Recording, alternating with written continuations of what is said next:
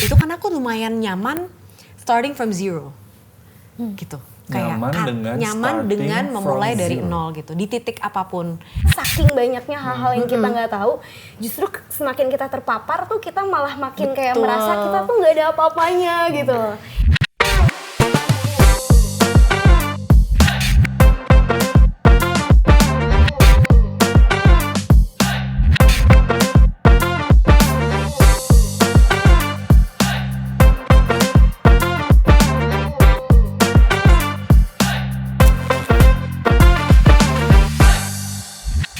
Halo Sobat Inspiratif, apa kabar? Jumpa kembali bersama saya Iwan Syahril dalam Telusur Inspirasi. Ruang diskusi untuk menggali berbagai inspirasi bagi seluruh negeri. Sobat Inspiratif mungkin masih ingat di episode sebelumnya kita berbicara tentang gotong royong dalam penanganan dan pencegahan kekerasan di satuan pendidikan. Nah, episode kali ini adalah episode yang kelima dan ini agak spesial karena ini adalah episode untuk merayakan momen yang istimewa, yaitu Hari Pendidikan Nasional dan Hari Kartini. Hari Pendidikan Nasional, seperti yang Sobat Inspiratif tahu, ini merupakan hari yang diilhami oleh hari lahir Bapak Pendidikan kita, Ki Hajar Dewantara, yaitu 2 Mei dan 2024 pada tahun ini. Nah, Ki Hajar ini sebenarnya menyampaikan banyak hal kepada pendidikan, termasuk menjadi inspirasi dari kebijakan-kebijakan Merdeka Belajar dan gerakan Merdeka Belajar. Sobat Inspiratif, Ki Hajar mengajarkan pada kita bahwa pendidikan itu bukan saja tentang kurikulum, tentang penilaian, tapi pendidikan sejatinya adalah upaya membangun peradaban. Beliau menyampaikan adalah pendidikan itu adalah tempat persemaian benih-benih kebudayaan. Nah, Ki Hajar juga ingin bahwa kita terus belajar dan cinta belajar untuk mencapai mimpi-mimpi kita. Dan salah satu mimpi Ki Hajar adalah untuk menciptakan waktu itu sebuah bangsa yang merdeka melalui pendidikan. Kartini, Sobat Inspiratif, kita tahu adalah sangat dikenal sebagai pejuang emansipasi wanita. Hari Kartini dirayakan dengan berbagai macam selebrasi di berbagai penjuru bangsa. Nah, Sobat Inspiratif mungkin tidak tahu ya bahwa Kartini itu sebenarnya juga pernah bercita-cita untuk menjadi seorang guru.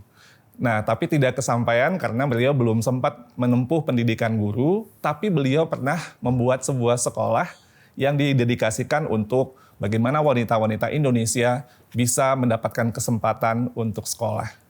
Cinta belajar, topik dari episode kelima kali ini, mempertemukan antara Kartini dan Ki Hajar Dewantara. Mereka berdua memberikan inspirasi bagi kita bahwa belajar sejatinya bukan saja untuk hal-hal yang berhubungan dengan persekolahan, tapi belajar sebenarnya adalah bagian dari kehidupan.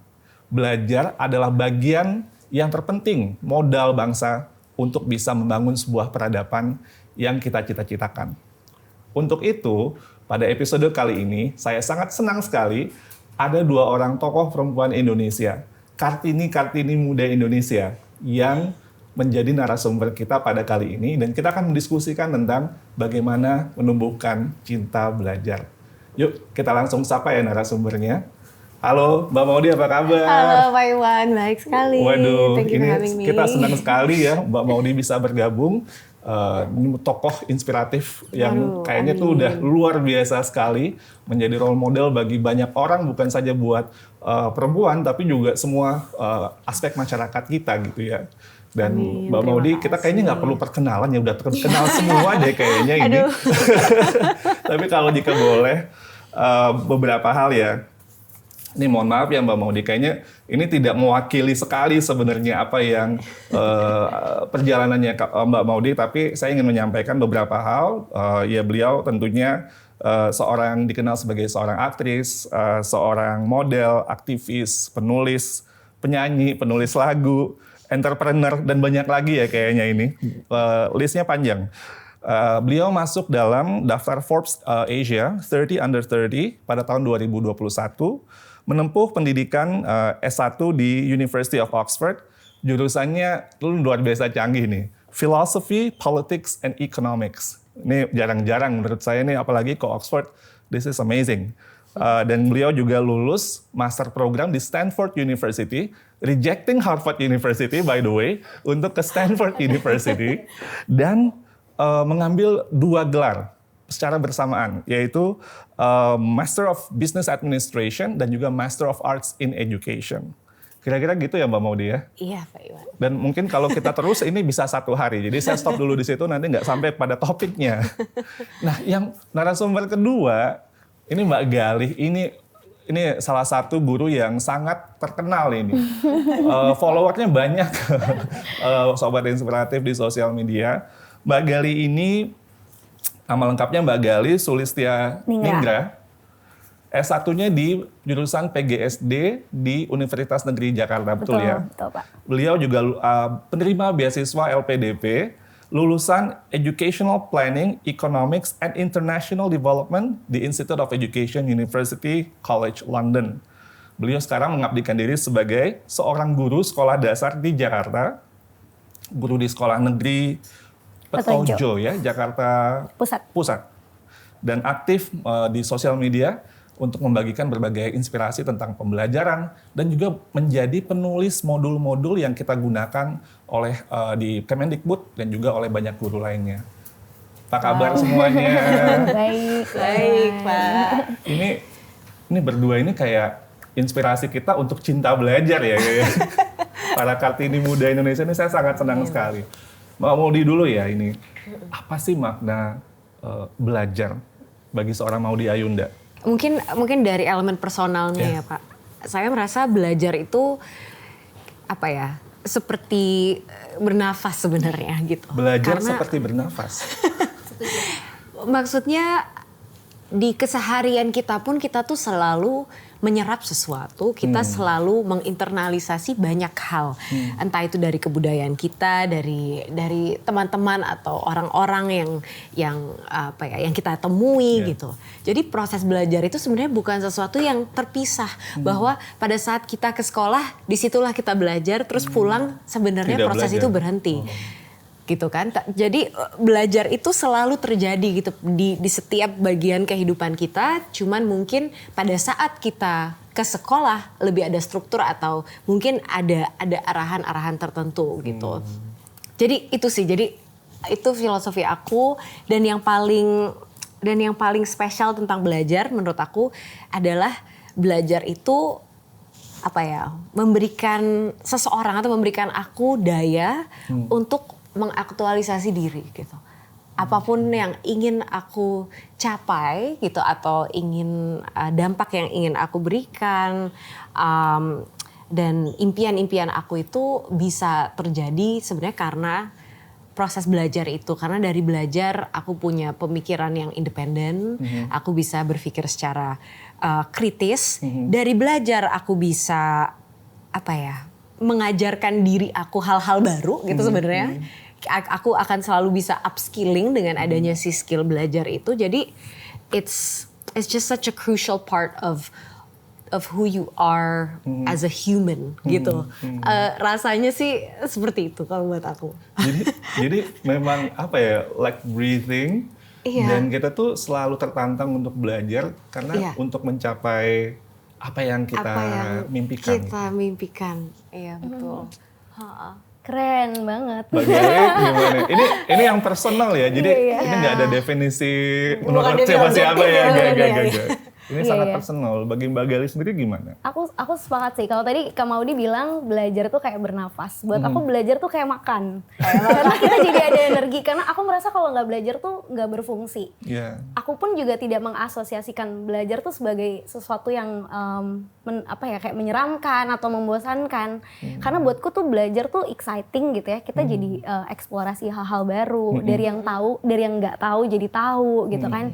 Dari yang merasa lemah, merasa nggak bisa apa-apa jadi merasa berdaya gitu. Dan akhirnya bisa, apalagi ketika kita kemudian bisa membagikan itu ke yang lain gitu ya. Mengubah perspektif orang lain atau menambah perspektif baru dari hasil kita belajar, itu menurutku rewarding banget sih. Wow. Tadi kayaknya salah satu ide yang connecting nih adalah yang berhubungan tuh adalah dampak ya. Jadi tuh kita belajar karena kita ingin memberikan dampak gitu ya kepada orang lain atau kepada ekosistem. Dan itu mendorong kita untuk belajar yang mungkin lebih bermakna kali ya. Karena kita memikirkan tuh dampak kepada orang lain atau kepada sekitar kita. Waktu kecil itu gimana sih? Siapa atau apa momen yang paling menginspirasi Mbak Maudy dulu sama Mbak Gali nanti tentang kecintaan terhadap belajar. Ceritanya waktu dulu, silakan. Kayaknya awal-awalnya kenal sama proses belajar itu lewat buku dan membaca sebenarnya kalau buat aku gitu. Jadi waktu itu kalau cerita dari orang tua ya, mama papa selalu bilang kayak aku 3 tahun kebetulan udah bisa baca. 3 tahun udah bisa baca? 3 tahun udah bisa baca. Dari mana ceritanya bisa 3 tahun bisa baca itu? Aku juga nggak tahu, tapi mungkin dari 2 tahun gitu udah diajarin sebenarnya. Sama mama diajarin, tapi bukan yang ambisius kayak harus bisa baca sebenarnya. Dari situ mulailah mungkin koleksi ya buku-buku anak atau pada saat itu gitu ya. Dan jadi aku tuh ternyata waktu kecil tuh emang suka mojok, kan introvert juga ya, mungkin dari kecil tuh introvertnya udah ada gitu. Suka mojok dan baca buku dan hilang dalam dunia membaca, dunia cerita gitu. Jadi dari dulu sebenarnya itu sih yang pertama tuh jadi mungkin membuat aku jadi suka banget baca, suka banget belajar atau apapun, karena itu memang mengasyikkan gitu, orang bisa seharian di pojokan gitu kan sambil baca buku. Jadi itu introduction yang pertama. Dengan berjalannya waktu aku rasa yang akhirnya mengasyikkan dari proses belajar itu dari nggak bisa sampai bisa. Perasaan itu tuh agak-agak adiktif gitu kayaknya buat aku dari sebagai anak. Dari nggak bisa jadi bisa. Karena Pak Iwan, aku tuh sebenarnya nggak yang selalu straight A student gitu kan. Waktu awal dari nggak terlalu ini tiba-tiba jadi bisa. Terus sempet pindah sekolah juga waktu itu dari sekolah nasional ke sekolah kayak hybrid ya. Jadi ada kurikulum internasionalnya juga, tapi mix. Kita tetap ada UN-nya. Nah pada saat pindah ke tempat baru itu, saya sampai sudah dipesankan ada kemungkinan nggak naik kelas ya Bu gitu. Yang di mana nih? Waktu pindah ke Mentari waktu itu. Mentari. Itu sempat dibilang nggak akan naik kelas karena kemampuan bahasa aku, bahasa Inggris itu sangat-sangat rendah. Jadi takutnya tertinggal kan, kayak karena nggak bisa mengerti pelajarannya dan mungkin akan ada transisi gitu. Dan waktu itu mama aku nanya ke aku kayak gimana, masih mau pindah nggak? Ada kemungkinan begini-begini. Nggak apa-apa, pindah aja. Dan by the way itu adalah pilihan yang dilempar ke aku. Mau pindah apa enggak? Keputusannya ada di aku. Wow. Pindah apa enggak? Dengan konsekuensi enggak naik kelas itu tadi. Kamu bakalan susah enggak ngomong sama guru dan pokoknya gitu deh. SD waktu itu.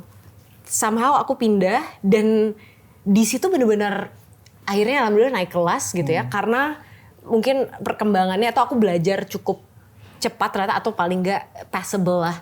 Dan aku akhirnya I don't know and it was a struggle gitu, dan sampai akhirnya mungkin baru 2-3 tahun kemudian baru benar-benar bisa perform gitu karena bahasanya udah keep up. Jadi kayaknya itu tuh sesuatu yang sangat-sangat satisfying dulu tuh, bahwa bener-bener dari mungkin worst performing ya, karena waktu itu kelasnya juga kecil, paling nggak bisa bahasa Inggris, jadi ya udah jelas paling buruk gitu nilainya, mungkin sampai akhirnya sangat-sangat lumayan gitu. Bagus. Jadi itu tuh adiktif.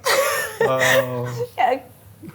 Iya, akhirnya setelah itu kayaknya itu yang akhirnya ke bawah terus sampai akhirnya kuliah dan lain-lain gitu. Wow. Itu keren banget. Jadi jadinya kecanduan untuk belajar ya. Iya, kecanduan untuk kayak conquer diri sendiri gitu sebenarnya. Tantangan tadi. Iya. Nah, jadi kompetitifnya tuh bukan secara relatif, karena udah jelas di titik itu aku udah di titik paling rendah lah ya kalau di compare sama teman-teman aku yang lain. Tapi gimana caranya tuh bisa keluar dari situ kayaknya. Wow, menarik sekali, dan ini berarti ada kombinasi antara momen di luar sekolah, dan juga momen di dalam sekolah itu sendiri. Ya. Dan ini Maudy cerita tentang pas titik terendahnya Mbak Maudy gitu loh. It's amazing. Kalau Mbak Gali gimana? Apa yang pengalaman paling berbekas gitu tentang belajar ya masa kecil? Aku tuh sekarang kayak baru nyadar, ternyata dulu waktu aku masih berdua sama adikku yang pertama. Oh, ini berarti anak pertama dong? Aku anak pertama. Oke. Iya. Sama-sama anak pertama. Iya. Nah, dulu tuh ternyata waktu itu masih bisa menyediakan majalah bobo. Majalah bobo. Mirip-mirip juga sama Kak Maudy gitu ya. Wah, kecanduan belajar dari aku juga suka banget tuh baca majalah buku itu. Iya. Saya juga. Itu pertama kali. Dapat edisi khusus yang 50 tahunan nggak? Enggak. Yang kemarin ya? Enggak, aku juga enggak lagi. Dapat itu edisi khususnya. Waduh. 50 tahun. Coba dikejar itu.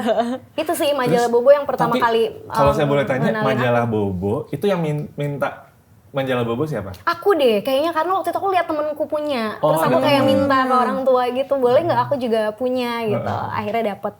Nah terus kemudian berkembang, kayaknya kalau sekarang ini aku merasa justru yang aku usahakan adalah mencontohkan itu ke adik-adik aku gitu, bahwa walaupun mungkin ada beberapa hal yang kita nggak bisa akses, tapi kalau itu datangnya dari diri sendiri gitu ya, motivasi untuk terus belajar itu tadi, untuk terus menggali sesuatu. Kamu tuh bisa jadi sesuatu yang, maksudnya akan ada added value dari diri kamu gitu. Berdaya. Dan itu sih yang aku selama ini selalu pegang. Kayak Jadi gitu. ada ekspektasi tadi dari posisi sebagai anak sulung Sebagai anak gitu ya. sulung, bener. Terus juga ada perasaan itu adalah power atau berdaya gitu ya, empowering. Jadi Empowering. membuat kita Iya. tuh jadi berdaya. Dan itulah yang membuat senang untuk belajar bagi Mbak Gali Betul, gitu ya. betul. Jadi juga ada sebuah interaksi dengan sebuah sumber dari luar sekolah yaitu majalah anak Iya, gitu ya. iya. Itu menarik sekali. Nah, fast forward. Ini para Kartini muda kita adalah contoh yang ingin belajar setinggi-tingginya gitu ya. Begitu sampai di negara lain gitu ya. Mbak Maudy di Amerika Serikat, Mbak Gali di Inggris. Ini 2 negara maju gitu kan.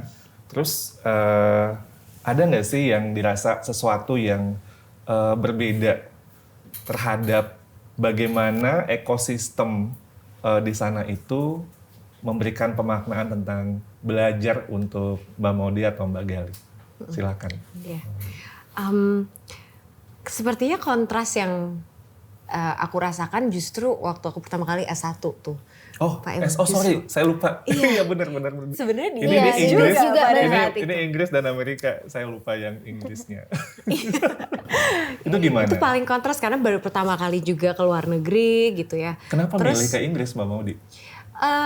pada saat itu sebenarnya karena jurusan sih. Jadi aku tuh dulu tertarik banget filosofi. sama filosofi, politics and economics karena dari SMA waktu itu pas refleksi diri kok kayaknya paling suka tuh ekonomi, terus dulu suka banget sejarah.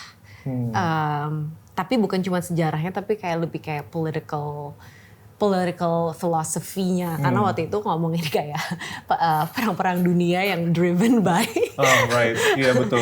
driven by basically political views Yes. And political philosophies. Jadi angle-nya tuh dari situ. Terus jadi kayak ketertarikannya ke arah situ. Jadi benar-benar ngebelain jurusan sih waktu itu. Kayaknya tertarik banget. Nah, salah satu yang shocking waktu di sana adalah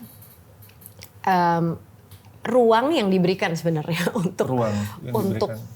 untuk siswa. Jadi it's very education is very self driven gitu waktu saya di sana. Jadi email-emailan sama profesor itu kita sendiri. Kadang-kadang setting schedule bertemu tuh kita sendiri. Kita cuma dikasih reading list. Cari sendiri, pilih sendiri dari reading list itu yang mana dibawa, yang mana yang dibaca. S1. Reading list diberikan, suruh pilih sendiri. Suruh pilih sendiri. Cuman dikasih pertanyaan. Jadi kita dipilih. Jadi every week itu kita harus nulis 1-2 esai. Dikasih list pertanyaan, misalnya 3 gitu. Kita harus menjawab salah satunya. Terus kasih reading list. Jadi kita memilih pertanyaan, kita memilih bukunya sendiri. Terus kita menulis. Terus baru bertemu sama profesornya itu setelah sudah ditulis, udah disubmit. Dan kebetulan kalau struktur di Oxford itu memang unik banget karena kelasnya tuh kecil banget. Jadi cuma profesor sama 2 atau 3 murid gitu. Wow. Di dalam kelas itu sifatnya bukan lecture tuh terpisah lagi. Di dalam kelas itu cuma diskusi mengenai esai. Dan cuman diskusi mengenai pemikiran-pemikiran dari buku-buku tersebut. Misalnya kalau kita baca tentang Plato atau kayak John Stuart Mill. Jadi kita ngebahas soal itu dalam konteks esainya.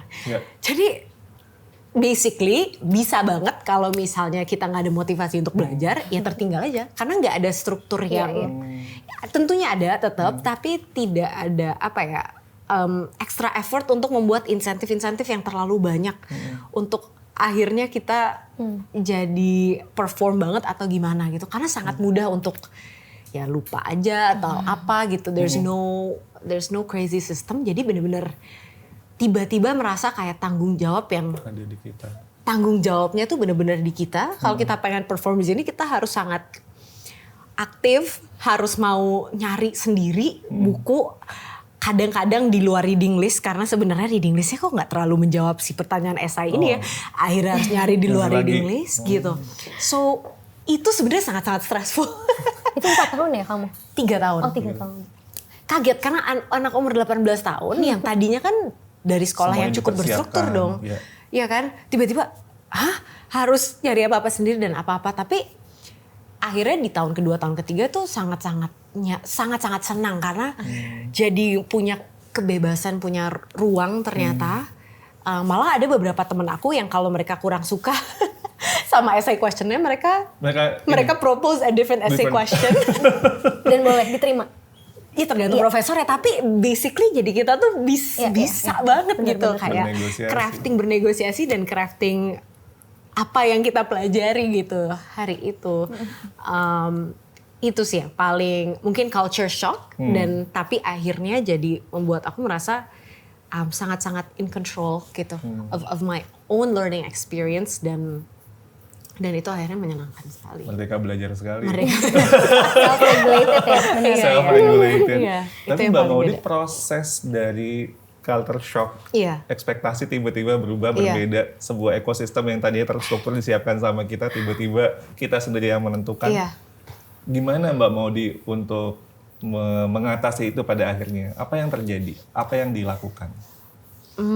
Tentunya banyak kesandung-sandung aja sih Pak Iwan awalnya gitu, kayak karena kan nggak terlalu belum terlalu mengerti sistemnya gitu, jadi kesandung aja. Jadi waktu awal nulis esai gitu ya atau apa, justru mungkin aku belajar bahwa kok ternyata teman aku kayak baca buku yang lain gitu dari yang reading list. Akhirnya dia mungkin bisa lebih perform di kelas diskusi itu kayak gitu-gitu. Jadi kayak tahu bahwa ternyata kita boleh ya baca buku di luar dari reading list yang sebenarnya of course bisa gitu kan. Cuman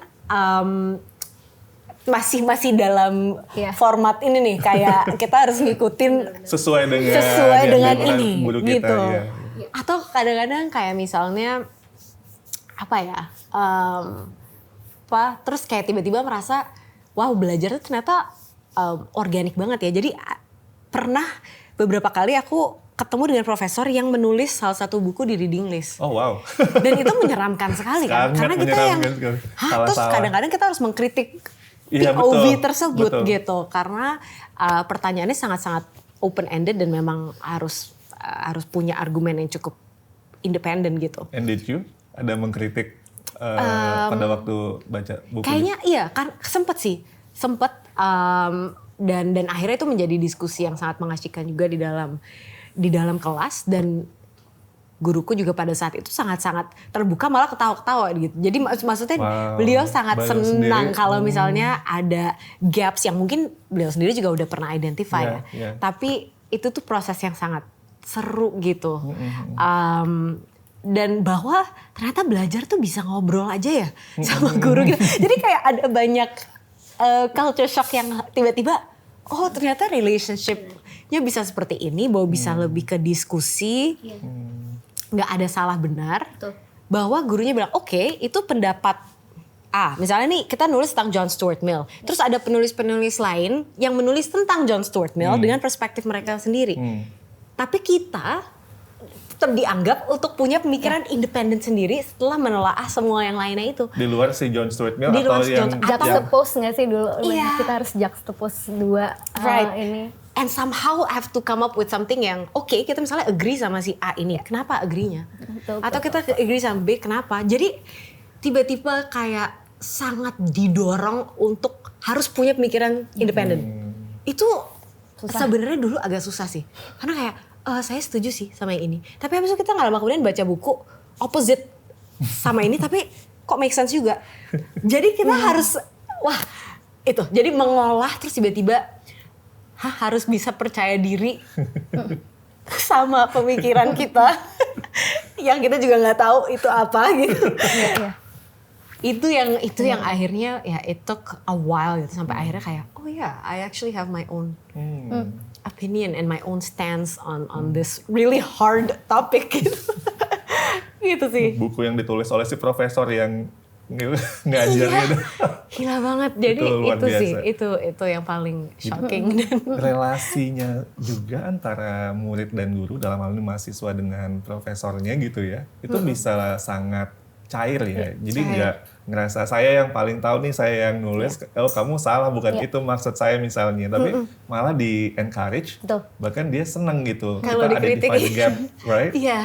Iya betul. Iya, aku tuh relate banget dan aku sebenarnya seneng banget dengerin Maudy karena Maudy merasakan itu ketika di S1 kan.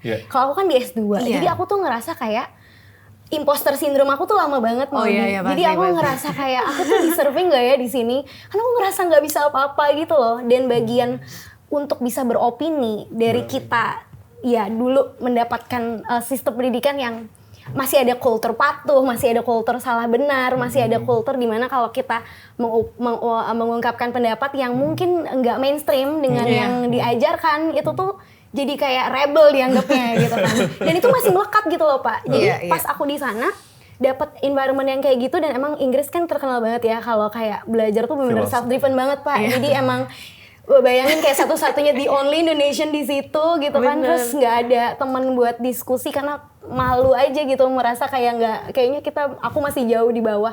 Itu benar-benar kayak stressful banget di 6 bulan deh kayaknya aku akhirnya baru bisa. Padahal aku kan 1 tahun doang mau aku 1 tahun doang jadi kayak aku wasted 6 months. Tapi justru itu benar-benar itu tadi ya proses belajar yang mau diceritain bahwa akhirnya aku menemukan belajar sepanjang hayat tuh justru di situ Pak. Karena di 6 bulan itu akhirnya aku benar-benar merubah gitu ya, merubah pemikiran bahwa kayak yang mau dibilang, kita tuh ternyata punya hak untuk bisa menyuarakan sesuatu. Pastinya perlu ada landasan gitu ya dari argumen yang kita buat. Dan reading material tuh dulu aku kayak, aduh bacanya aku bener-bener yang apa ya, secara bahasa tuh tinggi-tinggi banget. Tapi pada akhirnya di situ aku merasa kayak itu tadi ya, kita tuh banyak banget ya hal yang nggak tahu. Makanya aku paham ilmu padi merunduk, kenapa gitu ya, karena saking banyaknya hal-hal yang kita nggak tahu, justru semakin kita terpapar tuh kita malah makin kayak merasa kita tuh nggak ada apa-apanya gitu. Jadi itu sih perjalanan itu yang akhirnya mencoba membuat aku itu ya percaya diri tadi untuk bisa berargumen, percaya diri untuk bisa menantang sesuatu yang ya bahkan diminta gitu sama profesornya. Kalau misalnya dulu kita ditanya, kita dikasih tahu satu pernyataan tentang pelajaran, kalau di sini kita enggak. Kita dikasih tahu statement terus kita ditantang. Menurut kamu ini benar atau enggak? Benar. Ya nggak sih? Atau kayak misalnya emang pendidikan itu mengubah dunia, emang mengubah dunianya di mana gitu. Jadi kita bener-bener kayak harus apa ya, digali lagi gitu. Satu pernyataan tuh kita benar-benar ditantang untuk bisa ya kan? Kadang-kadang tuh satu pernyataan terus habis itu cuman discuss. Terus kayak harus nulis 1.500 sampai 2.000 kata kayak kayak aku juga kayak terus aduh gimana caranya gitu. Discuss. Itu seru ya. Iya benar gitu sih Pak. Singkat banget ya. Discuss. Jadi kita bisa berkarya sendiri, itu mau dibawa kemana pembahasannya. Betul, iya benar-benar. Iya. Nah gitu kalau Mbak Gali gimana coping dengan itu? Ketika harus cuma punya waktu 1 tahun. Iya benar. Singkat banget, terus momen itu tuh gimana? Iya. Ketika harus. Pasti yang pertama karena aku dapet LPDP gitu ya. Jadi kayak ada bukan motivasi pressure itu gitu ya. Motivasi ini uang negara nih gitu kan. Cuman yang kedua itu tadi sih, akhirnya dalam 6 bulan itu aku juga mencoba untuk mencari lingkaran yang positif gitu ya. Karena reading material itu kan banyak banget dan aku merasa ada banyak pembahasan yang aku nggak paham. Jadi aku form my own reading groups gitu. Jadi kayak aku cari-cari temen gitu dan syukurnya mereka suportif sih. Jadi ada yang dari US, ada yang dari ini multinational. Pokoknya udah. Nggak sama orang Indonesia. Nggak ada. Nggak ada kan, di tempat aku nggak ada. Iya. Jadi ya udah dari situ terus akhirnya banyak diskusi. Nah akhirnya pas waktu kayak di kuliahnya gitu, mereka juga yang kayak encourage, ayo kamu nanya, ayo kamu berpendapat, karena 6 bulan itu aku bener-bener diem sama sekali. Aku kayak malu banget gitu. Tapi akhirnya ya karena itu sih, makanya aku selalu percaya kalau kita punya sesuatu lingkaran yang menguatkan itu juga jadi fuel sih buat kita untuk terus going. Kalau kita kayak cuma sendirian tuh nggak akan bisa gitu. Makanya menemukan lingkaran yang positif yang menguatkan itu tadi itu bisa jadi satu kekuatan. Gitu. Wow, luar biasa ya. Jadi support groupnya penting banget buat baik Mbak Maudy dan Mbak Gali. Menarik sekali ya itu dinamikanya ketika terjadi ekspektasi yang berubah, belajar dan pemaknaan yang berbeda dan lebih kaya bagi Mbak Maudy dan Mbak Gali. Menurut saya itu sebuah hal yang mungkin menjadi esensi inspirasi pada episode kali ini nih Sobat Inspiratif. Karena kita tertantang dan ketika ada tantangan itu kita bisa menaklukkan tantangan itu seperti yang Mbak Maudy bilang itu kayak sesuatu yang kemudian menumbuhkan cinta belajar itu lagi gitu loh. Nah sekarang dengan semua fondasi-fondasi itu tadi ya, saya ngelihat bahwa Mbak Maudy dan Mbak Gali ini adalah contoh-contoh pembelajar sepanjang hayat. Kalau Mbak Maudy itu menurut saya yang paling kelihatan secara sepak terjangnya dalam perjalanan hidup gitu ya. Bukan saja tentang belajar di akademik, tapi Mbak Maudy juga di film, kemudian belajar untuk jadi penyanyi, bahkan nulis lagu. Mbak Maudy juga sampai sekarang di dunia bisnis entrepreneur gitu ya. Ini perjalanannya tuh kayaknya nggak berhenti-berhenti gitu loh. Selalu menemukan hal-hal yang baru, selalu kayak ini yang kita tahu secara publik ya, yang di luar itu saya yakin juga banyak sekali. Tapi rekam jejak Mbak Maudy itu tuh kayaknya nggak pernah berhenti belajar deh. Dan belajarnya itu kemudian sesuatu yang memberikan dampak kepada ekosistem, apakah di film, di musik, atau di dunia model, dan juga di buku, nulis buku juga gitu loh. Sekarang di dunia bisnis gitu ya, itu apa sih yang kemudian what keeps you going gitu. Bukan saja kan bisa belajar di bidang yang sama, tapi Mbak Maudy itu kayak merambah bidang-bidang yang lain gitu, yang itu sangat tidak mudah gitu. Dan kemudian bisa perform dan berdampak, itu menurut saya luar biasa. Itu apa sih yang mendorong untuk terus mencari hal-hal yang baru, bukannya itu jadi menyeramkan ya, hal-hal yang kayak ini kan bukan teritori saya gitu. Apalagi Mbak Maudy bilang seorang introvert ya. Iya. Kemudian harus jadi di publik dengan semua yang tadi itu tuh gimana caranya sih? Aku kadang-kadang suka bertanya sama diri sendiri juga sih kayak kok kayaknya menjalar kemana-mana gitu juga dan kenapa termotivasi sebegitunya. Kayaknya sih sebenarnya kalau aku pikir-pikir aku tuh memang suka banget the idea of self growth dan pengembangan diri gitu, itu satu. Dan kayaknya memang masih ada elemen-elemen tadi itu, aku tuh suka banget menaklukkan kekurangan diri sendiri gitu dan menaklukkan tantangan-tantangan yang ada gitu. Jadi aku percaya banget sama quote ini bahwa if you're the smartest person in the room, you're in the wrong room.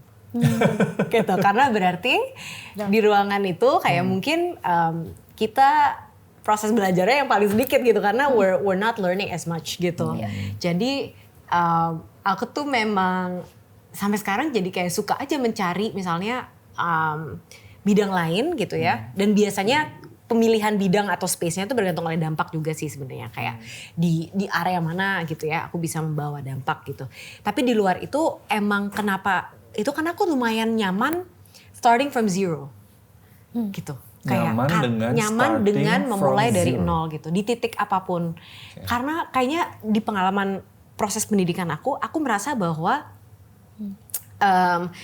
pertumbuhan yang paling accelerating gitu ya atau exponential itu sebenarnya pada saat kita dari nol gitu, karena biasanya gitu. Jadi kalau kita ngomongin big huge personal growth, it happens when I'm at the bottom or when I'm at zero, and so I'm very comfortable with being at zero, and aku juga merasa kayak apapun itu kita bisa pelajarin dan aku punya daya kok untuk mencari resources atau basically membangun kurikulum sendiri untuk project apapun itu yang aku jalani gitu. Jadi mungkin itu kali ya Pak Iwan, kayak I'm comfortable with being at zero, malah kadang-kadang lebih suka gitu berada dalam posisi itu yang memang gap pembelajaran itu masih banyak gitu. Kayaknya kalau aku udah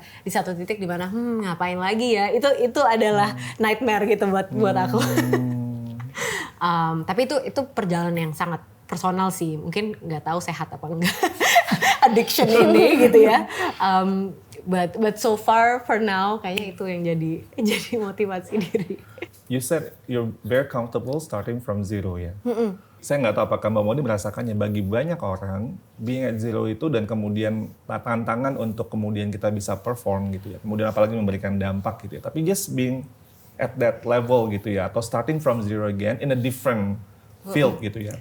Itu sangat menakutkan, sangat membuat kita tuh anxiety-nya sangat tinggi, ketakutan, kecemasan, dan terutama ketika misalnya kita ada di bidang yang sebelumnya kita sudah berhasil, kemudian merambah ke bidang baru yang bisa mengorbankan mungkin juga apa yang sudah kita, maksudnya perasaan kita sendiri ya, our sense of self-worth mungkin ya, dari ketika kita mengambil resiko ke bidang baru itu.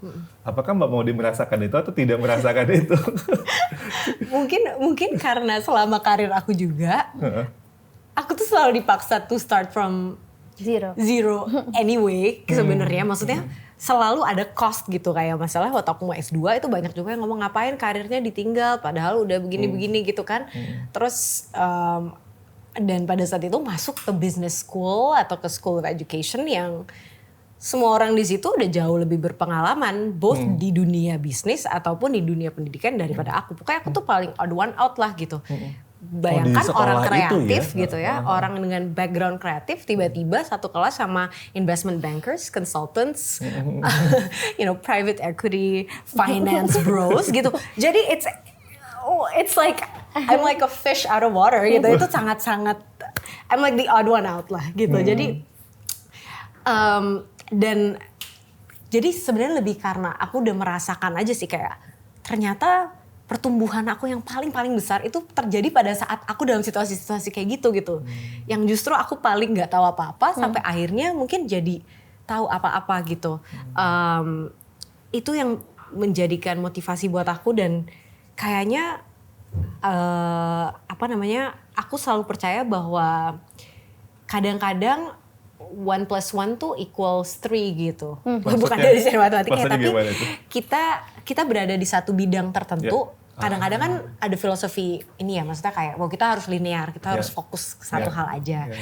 Dari pengalaman personal aku ngerasa bahwa kadang-kadang ada exposure ke beberapa bidang itu sebenarnya membuat profile atau membuat set of resources and experiences yang jauh lebih kaya dari sisi experiences, yang akhirnya bisa membuat kita beranjak lebih jauh lagi dibandingkan kalau kita hanya stay linear di satu jalur saja gitu. Kalau ya aku nggak tahu, I never know what will happen kalau aku misalnya nggak sekolah gitu, maksudnya nggak S2 dan lain-lain. Cuman aku tetap percaya hal itu sih. Jadi mungkin karena itu sih Pak Iwan. Aku nggak tahu juga karena aku takut juga kalau misalnya menyampaikan sebuah filosofi yang somehow only works for me or something, tapi dari pengalaman aku bisa seperti itu. Ternyata kita justru memperkaya exposure kita itu bisa hasilnya itu berlipat-lipat lagi dibandingkan kita hanya di satu. Ya, saya rasa Mbak Maudie, saya rasa mungkin banyak sekali mungkin yang sebenarnya berpikiran yang sama. Cuma karena menurut saya mungkin nanti Sobat Inspiratif termasuk yang mendengar yang cerita Mbak Maudie tadi tuh jadi merasa tervalidasi, oh boleh ya kayak gini. Kayak tadi ya kita pengalaman. Selama ini ekspektasi sosial yang ada di kita itu adalah seperti ini. Padahal boleh loh, dan malah bisa berdampak yang lebih jauh ya ketika kita starting from zero atau tidak linear di satu hal saja gitu. Jadi menurut saya itu bisa jadi satu hal yang juga luar biasa inspirasi bagi Sobat Inspiratif di sini gitu. Jadi saya rasa tuh nggak hanya berlaku buat Mbak Maudie. Banyak mungkin teman-teman yang lain yang mungkin tidak percaya diri tadinya gitu ya. Terima kasih sudah berbagi filosofi nyaman dengan starting from zero. Iya. Kalau Mbak Galih, ini dari tentunya sebagai profesi guru ya. Iya. Kita kan sering dengar ya, teman-teman guru tuh ada yang bilang gini, pantang mengajar sebelum belajar gitu ya. Kayaknya mungkin Mbak Galih sering mendengarkan ini juga ya. Pantang mengajar sebelum belajar. Artinya dalam profesi guru itu kayaknya nggak boleh untuk melakukan tugas profesi sebelum kita itu belajar gitu. Itu gimana Mbak Galih menjalani perjalanan journey untuk bisa memotivasi diri terus kemudian pembelajar sepanjang hayat dengan profesi guru? Aku tuh inget satu quote dari profesor aku yang masih sampai sekarang tuh aku inget dan aku pegang banget. Dia bilang, education is not just a means to an end, it is an end in itself. Jadi di situ aku bertanya-tanya karena selama ini kita selalu sekolah belajar itu karena mau mendapatkan sesuatu gitu ya. Itu selalu jadi alat atau kendaraan buat kita mencapai tujuan-tujuan. Padahal sebenarnya learning or education itself ya udah education aja gitu, pendidikan itu sendiri. Jadi aku merasa sebagai seorang guru bukan lagi sudah pasti ya kewajiban untuk mempelajari bagaimana sih kemampuan pedagogi, kemampuan mengajarkan materi pelajaran. Tapi aku juga belajar bahwa pendidikan itu jadi kunci buat anak-anak tuh mengakses hak-hak asasi mereka sebagai manusia. Yang mana ini berhubungan sama filosofi pendidikan yang kedua tadi gitu. Bagaimana mereka tahu bahwa sebagai seorang manusia berlaku sama orang lain tuh seperti apa gitu ya. Ini kan jadinya menjaga perdamaian juga gitu ya. Mengenalkan mereka bagaimana sih cara-cara menghargai orang lain gitu ya. Di tengah kehidupan kita yang ketemu sama orang-orang dengan beragam karakter gitu ya, berbagai budaya. Jadi kalau aku tuh percaya Pak, pendidikan berkualitas itu bukan masalah akademik. Tapi juga berhubungan sama sosial emosional gitu, berhubungan sama kemanusiaan. Makanya itu yang kemudian mendorong aku belajar. Mungkin kalau guru selama ini kita erat ya belajarnya tentang itu aja ya, apa yang ada di kelas gitu. Tapi aku justru menghadirkan percakapan-percakapan luar kelas yang aku merasa sekolah itu juga tempat mereka untuk bisa dibentuk sebagai manusia gitu loh, sebagai manusia yang memang kita tahu adil dan beradab gitu. Tapi pada kenyataannya kita lihat realita nggak selalu seperti itu gitu. Jadi itu sih kayaknya dorongan untuk menghadirkan pembelajaran yang berkualitas, inklusif ya, aksesibel, tidak bias gender. Itu juga aku sering tanamkan juga ke anak-anak muridku. Jadi aku pengen ketika nanti mereka lulus gitu ya, bukan hanya pengetahuan tentang mata pelajaran matematika atau IPA aja, tapi mereka juga paham gitu bagaimana menavigasi dunia yang penuh tantangan ini gitu sih. Menarik sekali perspektif seorang guru itu bahwa pendidikan itu juga bagian dari membangun kemanusiaan gitu ya. Jadi nggak hanya berhenti di akademik, tapi bagian dari untuk mendidik warga negara, warga dunia tentang kemanusiaan itu sendiri. Itu luar biasa. Terima kasih Mbak Galih. Mbak Maudy tuh ternyata inilah Sobat Inspiratif kunci atau rahasia resep kenapa mereka terus berkeinginan tuh selalu saja menampilkan hal-hal yang baru yang nggak kepikiran sebelumnya. Karena ada dorongan untuk terus belajar. Walaupun sekolahnya udah luar biasa, pengalaman sudah luar biasa, selalu ingin melakukan hal-hal yang baru gitu ya. Ini berdua nih menarik ya Sobat Inspiratif. Yang satu, Mbak Maudy ini dulu pernah bercita-cita menjadi guru. Iya. Betul ya? Betul. Tapi belum kesampaian jadi gurunya. Walaupun mungkin udah jadi guru dalam banyak hal yang berbeda ya buat kita semua. Mbak Galih ini tadinya nggak bercita-cita jadi guru. Tapi sekarang jadi guru. Nah saya punya pertanyaan nih. Pertanyaannya mungkin dari perspektif yang unik ini di dua narasumber kita ini ya. Mbak Maudy dari perspektif yang dulunya pernah bercita-cita jadi guru gitu ya. Iya. Bagaimana strategi kita untuk bisa menumbuhkan cinta belajar untuk anak-anak, terutama dalam konteks Indonesia? Kalau ini mungkin dari refleksi dulu aku sebagai siswa juga, benih-benih cinta belajar itu sebenarnya buat aku muncul dari rasa berdaya sih, rasa bahwa ada ruang, ada elemen kontrol gitu yang aku miliki gitu, walaupun itu di dalam kelas tentunya tidak sepenuhnya punya kontrol bebas ngapain aja gitu ya, tapi maksudnya ada elemen tersebut yang sebenarnya juga merupakan garis akuntabilitas gitu. Karena pada saat hasilnya tuh sedemikian rupa, it's because of my effort gitu, atau it's because of this choice I made. Jadi ada garis akuntabilitas itu, ada rasa berdaya, ada sense of control. Yang sebenarnya itu yang akhirnya menumbuhkan mungkin rasa senang atau kesenangan terhadap proses belajar itu. Itu so far refleksi diri dari pengalaman tersebut. Ada sebenarnya juga informed by ada beberapa buku atau jurnal-jurnal yang aku baca juga gitu, dan aku I think that sense of control is quite important juga gitu. Jadi ada rasa bermakna gitu ya, bahwa proses belajar itu tuh milik kita saya. juga, milik saya. Jadinya ada otonominya gitu. Again, elements of autonomy. It doesn't have to be full autonomy, but elements of self-drivenness. Dan itu yang akhirnya indah. Makanya kalau misalnya ada banyak orang nanya kayak, dulu tuh orang tuanya Maudy tuh ini banget nggak ya, kayak Tiger soal akademis bisa dibilang justru mungkin karena nggak terlalu. Oh, justru nggak terlalu. Justru nggak terlalu. Okay. Justru makanya suka kayak tadi yang diberikan pilihan tadi itu ya, yang cerita pindah sekolah aja diberi pilihan. Pastinya maksudnya mama papa mungkin seneng ya kalau misalnya ada hasil bagus gitu ya. Cuman dapat hasil bagus-bagus amat juga cuman okay, good gitu.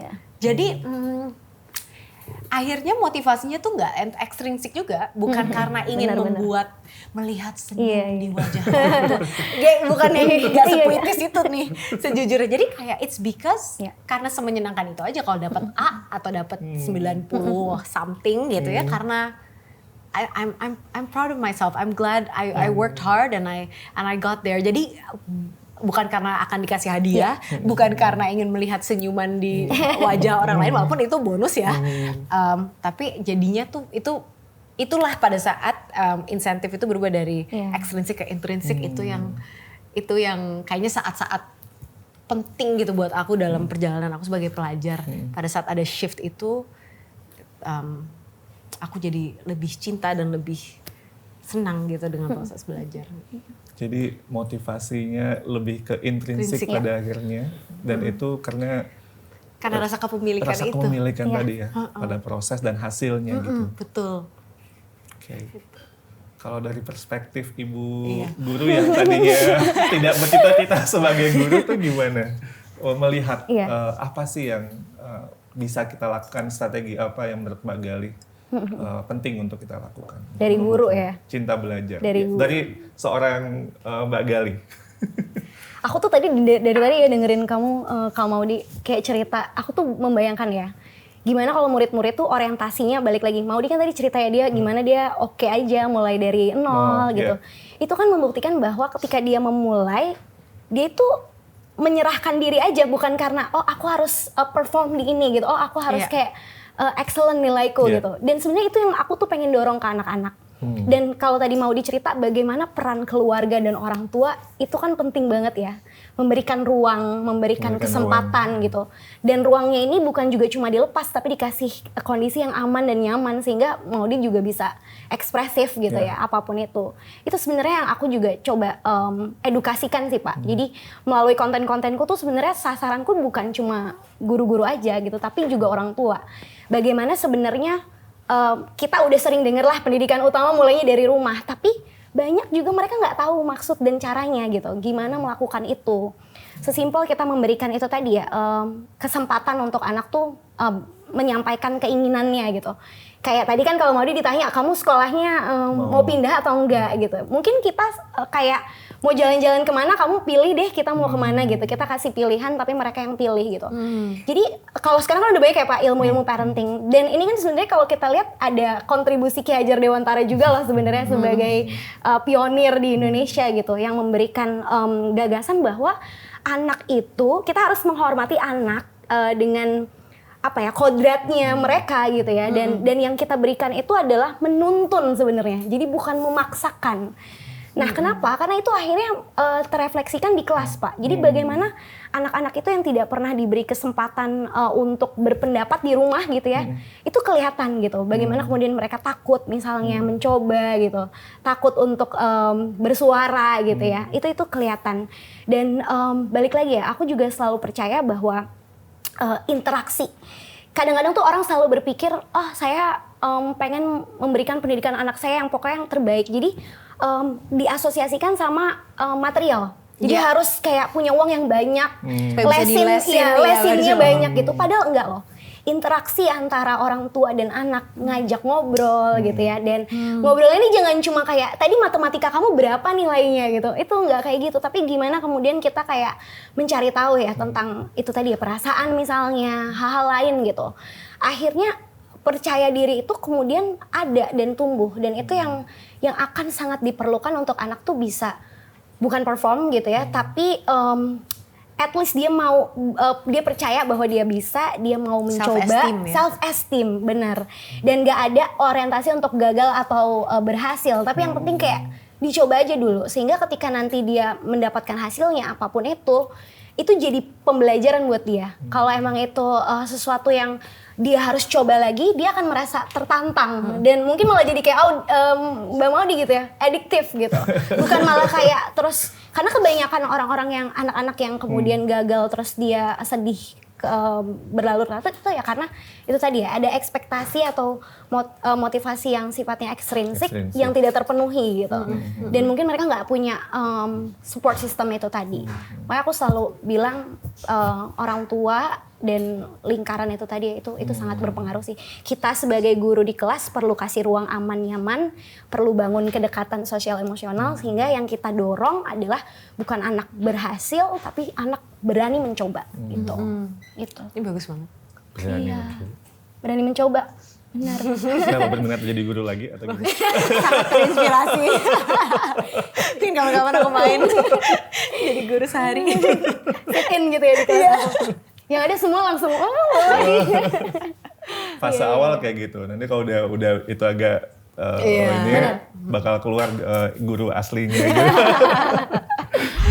Sobat Inspiratif, di sesi ini kita akan berbicara tentang mimpi. Nanti kita bersama akan nyanyi tentang sebuah lagu tentang mimpi.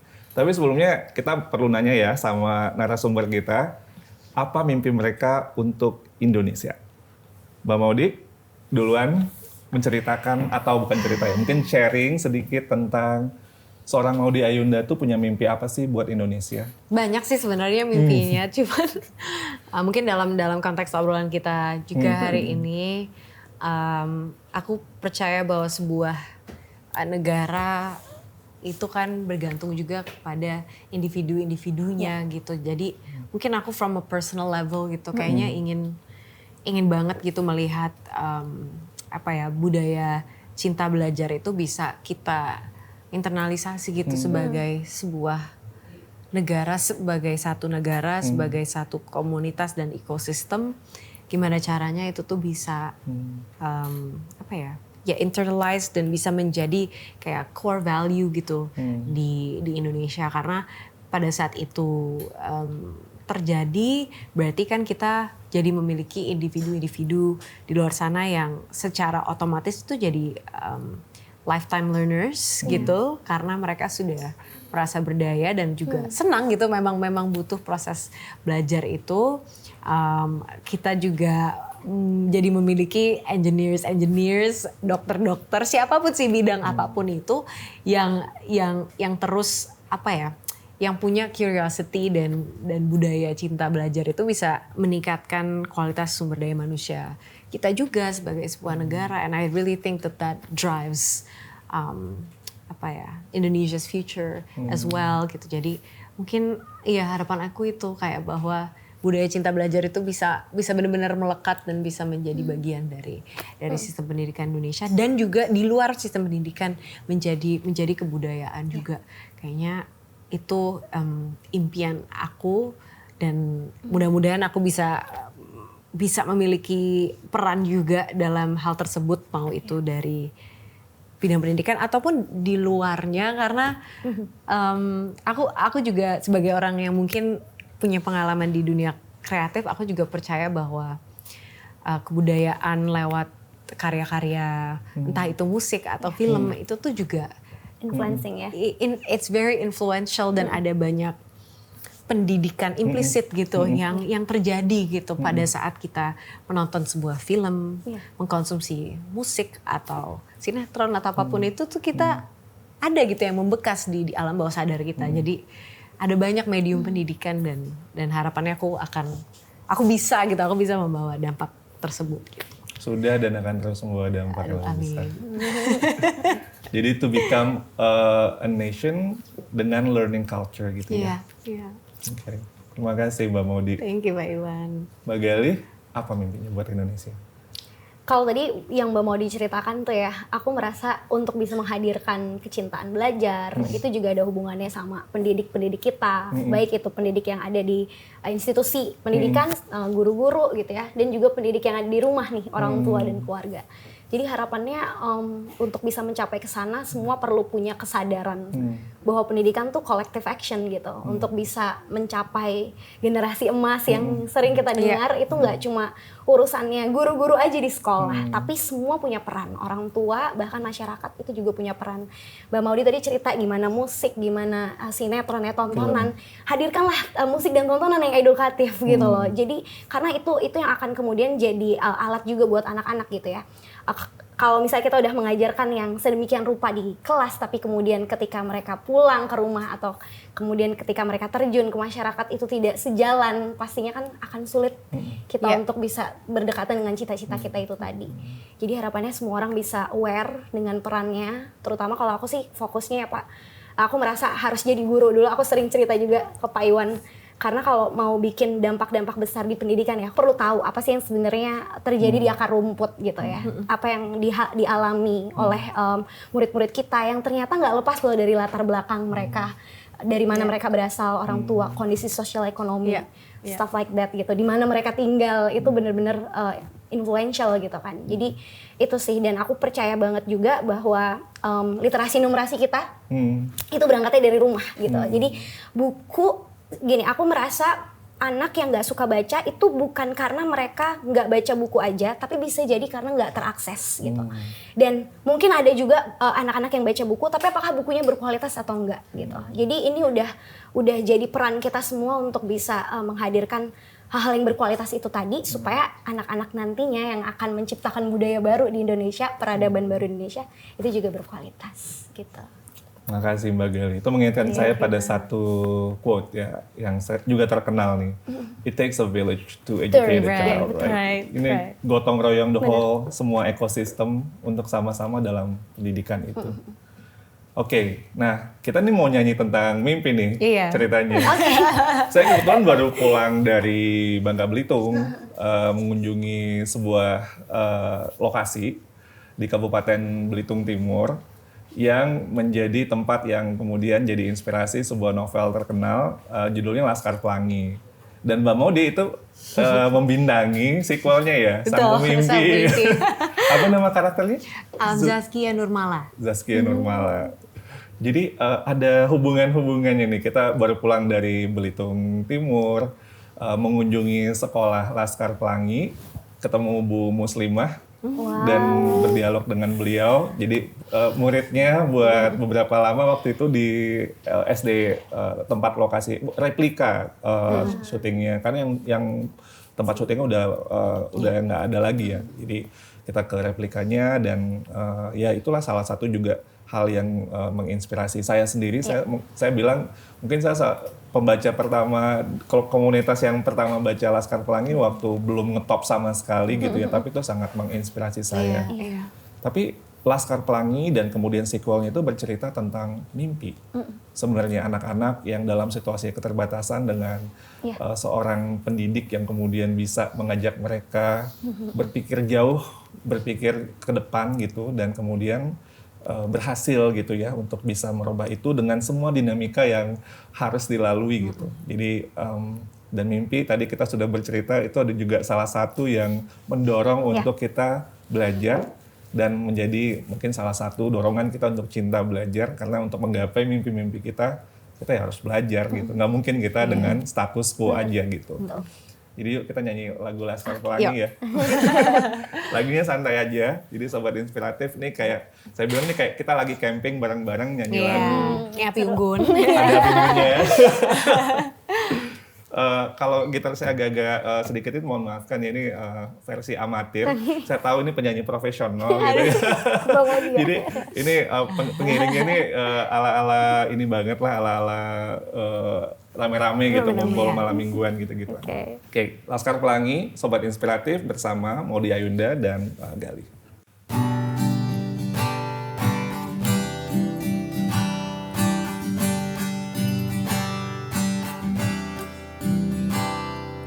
Mimpi adalah kunci untuk kita menaklukkan dunia.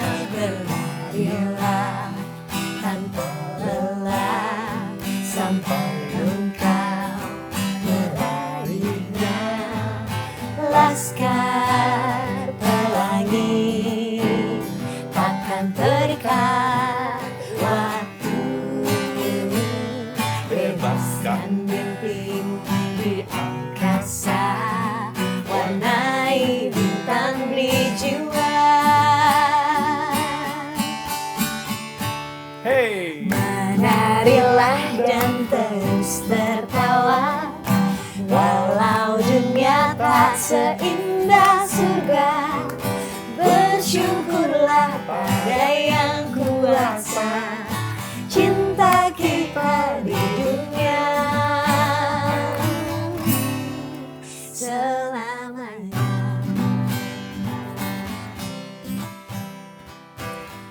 Aku tuh sebenarnya mimpiku tuh gini Pak Iwan, aku pengen kalau anak-anak ditanya gitu ya, kamu mau jadi apa? Mereka juga akan menyebutkan jadi guru gitu. Karena se-powerful itu ya menurutku ya, pembelajaran di dalam kelas, khususnya mungkin untuk anak-anak dari kaum-kaum yang marginalitas gitu ya. Jadi anak-anak yang mungkin belum bisa mengakses pendidikan di mana guru-gurunya ini memang udah paham. Jadi aku berharap teman-teman yang khususnya generasi Gen Z gitu ya, yang sangat yang kreatif, yang kreatif gitu ya, yang inovatif itu juga bisa terpanggil, dan bukan hanya terpanggil tapi juga punya komitmen untuk sama-sama bangun generasi kita tuh dari ruang-ruang kelas sih gitu. Aku percaya sebenarnya membuat perubahan itu nggak harus langsung scalable satu Indonesia gitu, tapi dari ruang kelas itu kamu udah akan menciptakan budaya dan peradaban baru di sana. Wow. Ini call to action ya pesan menutupnya. Betul ya. Ayo Sobat Inspiratif, ayo jadi guru gitu. Iya. Yuk jadi guru. Yuk jadi guru. Itu kayak dalam banget ya sama Mbak Gali ya. Oke. Karena kita juga beberapa kali ngobrol sebelumnya, kayaknya ini betul-betul sesuatu mimpi ya yang dalam personal banget bagi Mbak Gali. Bagaimana Mbak Maudy, apa silakan untuk penutup. Aku berkesan banget, aku cuma pengen ngomong berkesan banget sama obrolan ini, banyak belajar juga dari Mbak Gali gitu ya. Aku kayaknya pengen, mungkin cuman kayak lebih kayak harapan lagi sih. Kayak aku tuh selalu merasa bahwa pendidikan itu kadang-kadang isu atau bidang yang dianggap isolated sendiri gitu loh. Dan mungkin kurang banyak diangkat through pop culture atau mungkin lebih kayak mainstream conversations gitu. Dan aku tuh merasa aku menyayangkan itu aja sih, soalnya elemen pendidikan itu lebih dari hanya lebih dari struktur-struktur konvensional pendidikan yang kita kenal gitu, tapi juga merambah ke banyak elemen-elemen kehidupan dan kemanusiaan kita. Jadi senang banget ada diskusi-diskusi seperti ini. Semoga semakin banyak lagi. Pak Iwan, thank you for having this forum specifically about education. Terus semoga semakin banyak keterbukaan. Ayo teman-teman, karena itu tadi kayak pendidikan is a collective action problem juga. Tapi kalau yang ngebahas dan yang apa ya, yang mengulik itu memang hanya di bidang pendidikan aja. Itu mungkin jadi ada limitasi juga kan pergerakannya gitu. So a collective action issue requires collective conversations and continuous continuous engagement from different stakeholders, termasuk kayak masyarakat as a whole juga. Mungkin lebih kayak gitu aja. Apresiasi terhadap forum dan platform ini juga gitu Kak Iwan. Makasih Mbak Maudy, Mbak Gali. Ini mimpi-mimpi berdua ini adalah mimpi Merdeka Belajar sebenarnya. Pertama, Merdeka Belajar itu memang dari filosofi Ki Hajar dan para pendiri Republik yang memang sudah menggali tentang Indonesia dan peran pendidikan untuk Indonesia. Tapi ya tidak hanya di dalam ruang kelas atau sekolah, bahwa pendidikan itu seperti filosofi alam tekambang jadi guru ya. Jadi alam semesta ini sebenarnya adalah banyak sekali teks-teks yang sebenarnya bisa untuk menjadi guru, dalam arti itu bagian dari proses pendidikan itu sendiri gitu. Dan untuk bagaimana orang bersemangat untuk anak-anak muda untuk kemudian yang kreatif-kreatif itu justru yang kita perlukan untuk pendidikan yang lebih memanusiakan, lebih memerdekakan. Terima kasih sekali lagi Mbak Maudy, Mbak Gali. Thank you. Demikian Sobat Inspiratif, episode kelima kali ini tentang cinta belajar. Semoga banyak inspirasi yang bisa kita gali dan kemudian bisa bermanfaat bagi Sobat Inspiratif dimanapun berada. Sampai bertemu di episode Telusur Inspirasi berikutnya.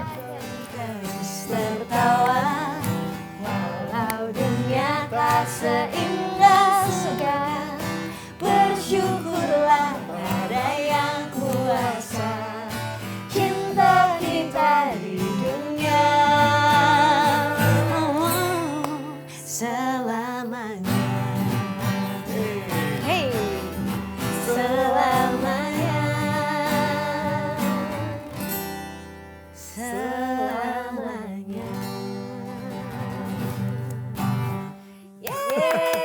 Terima kasih.